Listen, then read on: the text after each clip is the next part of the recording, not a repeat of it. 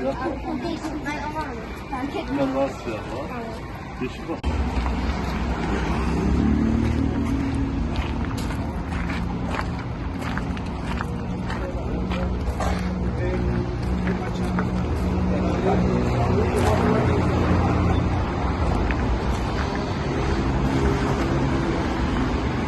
Selamünaleyküm.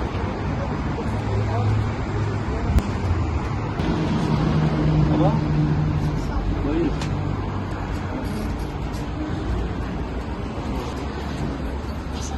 Hayırlı olsun. Bismillahirrahmanirrahim. Umut Kervanı Hatay olarak depremin yoğun yaşandığı ilimizde hayırseverlerin almış olduğumuz çanta ve kırtasiye malzemelerinin ihtiyaç sahibi ailelere dağıtım için yola çıkacağız. Allah-u Teala hayırseverlerine razı olsun. Umut ediyoruz ki bundan sonra tekrar hayırlar devam eder.